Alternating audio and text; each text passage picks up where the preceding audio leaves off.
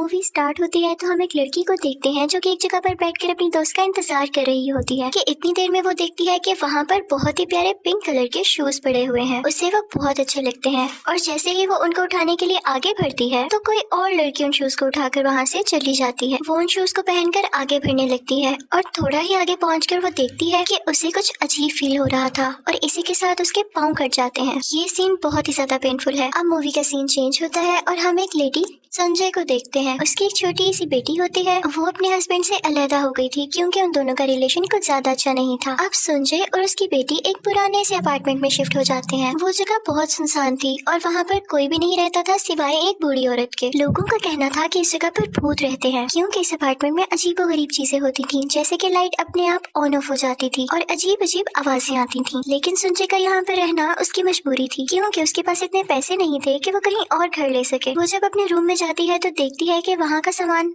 काफी खराब है और वहाँ पे सब चीजों को रिपेयर होने की जरूरत है। सुंजी सोचती है कि मैं देर ना करते हुए खुद ही रिपेयरिंग स्टार्ट कर दूं। तो वो एक बल्ब को ठीक करने लगती है, लेकिन तभी बल्ब में ब्लास्ट होता है और एक चिंगारी उसकी आंख में लग जाती है। फिर वो अपने एक दोस्त के पास जाती है जो कि डॉक्टर थी और यहाँ हमें पता चलता है कि संजय खुद भी एक डॉक्टर है और उसका क्लिनिक अभी बन रहा है, यानी अंडर कंस्ट्रक्शन है। फिर हम देखते हैं कि संजय स्टेशन पर घर जाने के लिए वेट कर रही होती है और उसे वही सेम शूज नजर आते हैं। वो पिंक शूज देखने में बहुत प्यारे थे। संजय इधर उधर देखती है कि क्या इन शूज का मालिक तो नहीं खड़ा, वरना मैं ये उसे लौटा दूं। लेकिन देखने पर उसे कोई भी नजर नहीं आता तो वो शूज उठाकर अपने साथ घर ले आती है। घर आकर जब वो शूज पहनती है तो उसे बहुत अजीब लगने लगता है और वो कुछ विजन्स देखने लगती है कि एक लड़की इन शूज को पहनकर डांस कर रही होती है। उसका डांस बहुत ही अच्छा था और साइड पर खड़ी एक और लड़की उसको देखकर काफी जेलस हो रही थी। संजय को लगता है कि शायद वो थकी हुई है इसलिए उसे इस तरह के विजन्स आ रहे हैं, तो वो इस बात को इग्नोर कर देती है और तभी उसकी बेटी वहाँ पर आती है। वो कहती है कि मॉम मुझे भी ये शूज ट्राई करने दें, कितने प्यारे हैं। तो उसकी मॉम उसे मना कर देती है कि नहीं,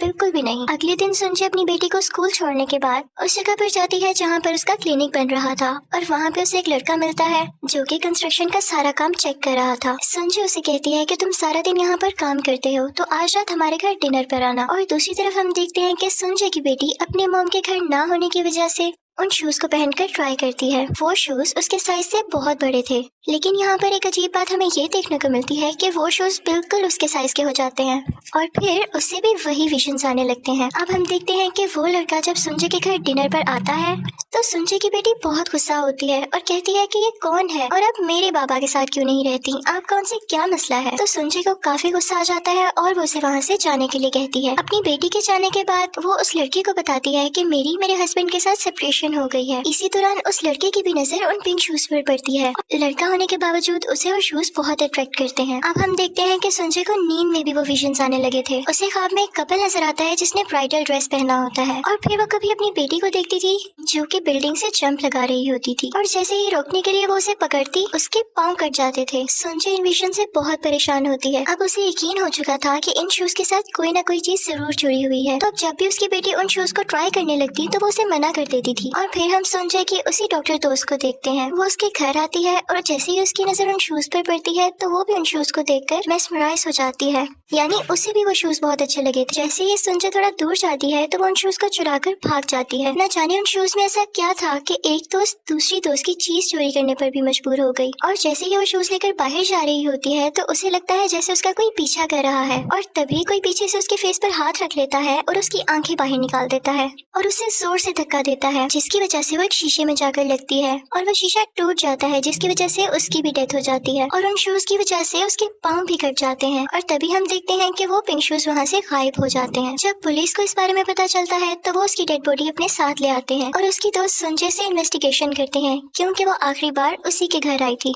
पुलिस इसको मर्डर केस समझ रही थी और संजय जब वहाँ जाकर देखती है तो वहाँ पर कुछ पिक्चर्स होती हैं जिसे देखकर उसे पता चलता है कि इस तरह से तो पहले भी बहुत सारी लड़कियों की डेथ हो चुकी है। ये सब देखकर उसे कुछ समझ नहीं आता कि क्या हो रहा है, तो वो घबराते हुए अपने घर आ जाती है और जब अपनी बेटी के पास जाती है तो देखती है कि उसके पास वही पिंक शूज हैं। वो बहुत हैरान होती है क्योंकि ये शूज तो उसकी दोस्त ले गई थी, तो अब ये यहाँ कैसे आए। वो गुस्से से अपनी बेटी के पास जाती है और वो शूज लेकर डस्टबिन में फेंक देती है क्योंकि अब वो नहीं चाहती थी कि इन शूज की वजह से जो कि सिर्फ उसको पसंद है किसी की भी जान जाए। लेकिन जब वो वापस रूम में आती है तो देखती कि उसकी बेटी ने वही शूज पहने हुए हैं।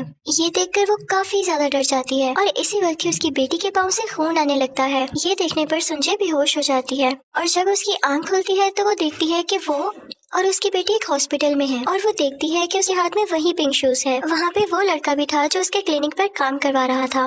वो उसे ऊपर टेरिस पर ले जाता है और उसे बताता है कि मुझे 60 साल पुरानी एक पिक्चर मिली है जिसमें एक लड़की ने सेम ऐसे शूज पकड़े हुए हैं। सुंजय इन शूज के बारे में अब और जानना चाहती थी तो वो उस लड़के के साथ इन शूज के बारे में पता करने चली जाती है। वो सोचती है कि उसके अपार्टमेंट में जो बूढ़ी औरत रहती है शायद उसे कुछ इन पुराने शूज के बारे में पता हो, क्योंकि जब उस बूढ़ी औरत ने उसके हाथ में वो पिंक शूज देखे थे तो उसने उससे कहा था कि इसको फेंक दो और ऐसे लगता था जैसे उन शूज से उसको डर लग रहा है। अब वो दोनों उस बूढ़ी औरत के पास जाते हैं। वो दोनों उससे पूछने लगते हैं लेकिन वो काफी डरी हुई होती है और कुछ भी नहीं बताती। वो दोनों उससे रिक्वेस्ट करते हैं तो वो कुछ बोलना स्टार्ट होती है। वो बताती है कि जब वो यंग थी तो वो एक लड़की ओकी के घर काम किया करती थी। वो लड़की डांसर थी। वो एक लड़की से नफरत किया करती थी क्योंकि उससे बहुत जेलस फील करती थी। उस लड़की का नाम काइको था और उसका दोस्त उसका बहुत ख्याल रखा करता था। यही वजह थी कि ओकी उससे जेलस थी। एक दिन उस लड़के ने काइको को वही पिंक शूज गिफ्ट किए जिसे देखकर उस डांसर के दिल में भी ये बात आई कि उसे भी वैसे ही शूज चाहिए और उसने काइको के फ्रेंड को अपने जाल में फंसाना शुरू कर दिया और वो उसकी बातों में भी आ गया।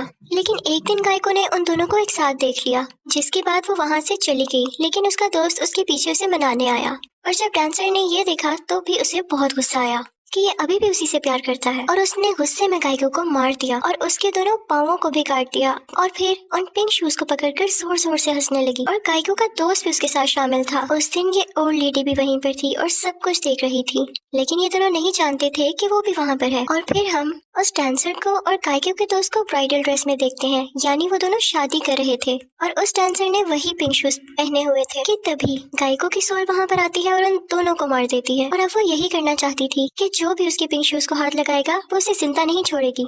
संजय काफी डर जाती है और फिर उसकी डेड बॉडी ढूंढने लगती है। अब जैसे ही उसे उसकी बॉडी मिलती है वो उसके शूज उसके साथ एक कफिन में रख देती है। ये सब करने के बाद वो काफी रिलैक्स होती है कि हो सकता है कि काइको अब हमें तंग ना करे क्योंकि अब हमने तो उसके पिंक शूज भी वापस कर दिए हैं। अब हम देखते हैं कि संजय उसी लड़के को पसंद करने लगी थी जो उसकी क्लिनिक साइट पर होता था और वो उसे मिलने के लिए जाती है, लेकिन उसे पता चलता है कि वो लड़का इससे नफरत करने लगा है क्योंकि वो सब कुछ सच जान गया है और ये सच उसे संजय की बेटी ने ही बताया है कि मॉम की कभी मेरे फादर से सेपरेशन हुई ही नहीं बल्कि उन्होंने उनको मारा है। जैसे ही उसे पता चलता है वो गुस्से से आग बबूला हो जाती है और उसका बस नहीं चलता कि वो अपनी ही बेटी को मार दे और वो करती भी है ऐसा। वो अपनी बेटी को मारने के लिए आगे बढ़ती है लेकिन उसकी बेटी बचते बचाते वहाँ से भाग जाती है और एक स्टेशन पर आ जाती है, लेकिन संजय भी वहाँ पर आ जाती है और वो अपनी बेटी को मारने ही वाली होती है कि उसे एहसास होता है कि ये वो खुद नहीं है जो अपनी बेटी को मारना चाहती है बल्कि काइको है जो कि इस छोटी बच्ची को मारना चाहती है क्योंकि उसने कई बार जो उसके शूज ट्राई किए थे और इसके साथ ही उस छोटी बच्ची के हाथ में फिर से वही पिंक शूज आ जाते हैं। यहाँ पर संजय काफी डर जाती है और काइको से घबराकर कहने लगती है कि हमने तो तुम्हारी मदद की है तुम्हारे पिंक शूज तुम्हें वापस देकर, तो फिर तुम हमारे साथ ऐसा क्यों कर रही हो। और तभी उसके सामने काइको की सोल आ जाती है जो कि बहुत ज्यादा खौफनाक थी। वो उसे बताती है कि तुम में ओकी है, यानी तुम पहले ओकी हुआ करती थी वही डांसर, और इसीलिए ही वो पूरी औरत भी उससे डरा करती थी। और काइको से बताती है कि तुम ही हो जिसने अपने हस्बैंड, अपनी दोस्त और उस लड़के को मारा और अब तुम ही अपनी बेटी को मारने जा रही हो। यानी ये काइको नहीं थी बल्कि वही डांसर थी जिसकी जेलसी इतनी बढ़ गई थी कि अब वो लोगों को मारने पर उतर आई थी। और इसी के साथ मूवी एंड हो जाती है। Thank you for watching.